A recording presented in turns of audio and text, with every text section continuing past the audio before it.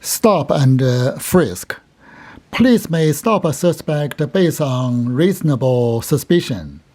And after police stop a person, if police have a reasonable suspicion to believe the suspect may be armed, the police may also frisk the person.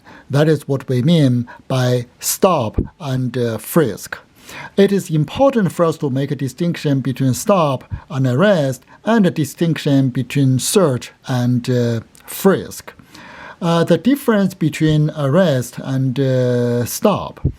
After the person is arrested, the person would be handcuffed, the person would be taken to the police station, the person would lose his liberty. Stop is different. By making a stop, the purpose of making a stop is only to clarify police suspicion. We know police need probable cause to make arrest, but sometimes police may not have probable cause to make an arrest, but nonetheless the person's behavior could be suspicious. So the police, if they have a reasonable suspicion, they may stop the person just to ask the person to explain his conduct. If the person could explain his conduct, and if the police could not develop probable cause to make arrest, and then the police must let the person go. Usually, a stop should not last for more than 15 or 20 minutes. So that is a difference between stop and arrest. The difference between search and frisk. When police conduct a search, the police may reach inside the person's clothing, to reach inside the person's pocket, to search inside out, and then that is what we mean by search. Frisk is a very different. Frisk is a pat down of the person's outer clothing. It is also very important for us to understand the sole purpose of frisk is to remove weapons. Because we know after police stop a suspect, it is likely the suspect might be armed. So the police are permitted to conduct a frisk to remove possible weapons. So that is the only reason why we permit police to conduct a frisk. So the frisk must. So the frisk, as we said, as far as this procedure is concerned, that is only a pat down of the outer clothing of the person. The police cannot reach inside until and unless they feel a weapon inside on the suspect. But of course, here we have a related issue. That is, what if during the police conducting frisk, in addition to the weapon, the police also find other criminal evidence, other contraband, whether that contraband, that criminal evidence could be used as evidence against the suspect? The answer to that question is it depends. It depends on whether police followed the proper procedure or not. What is the proper procedure? The proper procedure is pat down of the person's outer clothing. If a police followed the proper procedure, the police just first pat down the person's outer clothing, and then the police felt there was a weapon in a suspect pocket, and while the police was retrieving this weapon from the suspect's pocket, the police actually also found a bag of cocaine. If that was the case, this cocaine found could be used as evidence against the defendant.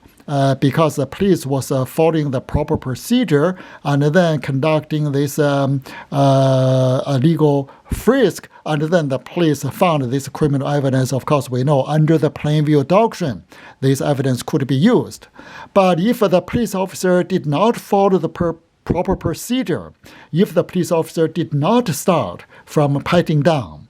If the police officer just reached inside the person's pocket directly, and then the police officer found the weapon, and at the same time, the police officer also found a bag of cocaine. If that was the case, that cocaine found by the police could not be used as evidence against the defendant. That was because the police did not follow the proper procedure of conducting a frisk.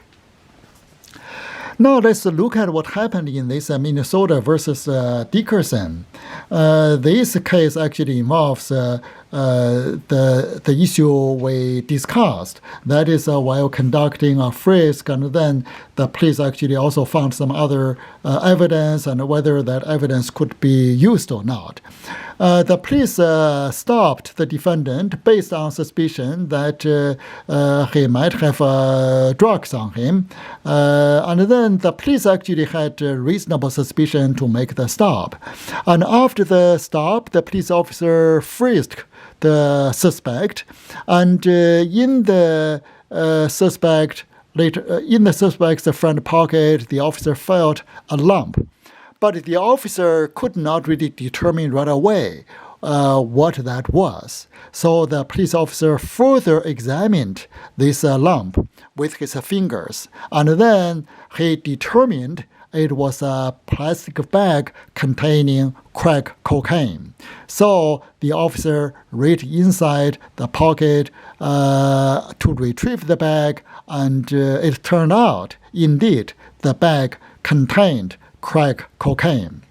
The issue in the case was whether this seizure was justified. Actually, most specifically, was whether this seizure of this bag containing crack cocaine could be justified under the plain view doctrine. Of course, here we know it was not plain view, but actually it was a plain field, meaning is when the police officer felt this lump, whether the police officer actually knew that was crack cocaine or not. So this plain view doctrine could also be plain field doctrine, could also be plain smell doctrine. It really doesn't matter, but the basic requirement is still the same. If we recall our discussion of the plain view doctrine, we know we have two requirements for the police to invoke this plain view doctrine. One is the police officer was lawfully in the position to observe or to feel the item. The second one is the incriminating nature of the item was immediately apparent to the police, meaning as soon as the police saw the item, or as soon as the police felt the item, the police actually had probable cause to believe that was criminal evidence. So we know those are the two requirements for the police to invoke the plain view doctrine. So in this case, the ruling of the court is the seizure could not be justified under the plain view doctrine. The reason was the police did not satisfy the second requirement of invoking the plain view doctrine. The police satisfied the first requirement when because the police actually had a reasonable suspicion to conduct the frisk. So if while the police was conducting this frisk, as soon as the police actually found this lump, the police officer could immediately determine that was a plastic bag containing crack cocaine, and then the police officer could reach inside to retrieve this bag, and then this police action could be justified under this plain view doctrine. But we know that is not what happened in the case. When the police officer first felt this lump, the police officer could not determine whether that was a bag containing crack cocaine or not. The police officer further examined this lump with his fingers. So the court said this further examination was illegal because according to this, the second requirement of this plain view doctrine, this incriminating nature of the item must be immediately apparent. So in this case, when the police officer found this lump, the police officer did not determine right away that was a bag containing criminal evidence. So this further investigation was not permitted. So based on that, the court said this police officer could not this police seizure of this bag of crack cocaine could not be justified under the plain view doctrine. So the ruling of the court in the case was this police seizure was unconstitutional. In this case, the police actually violated this defendant's constitutional right, so this seizure was illegal.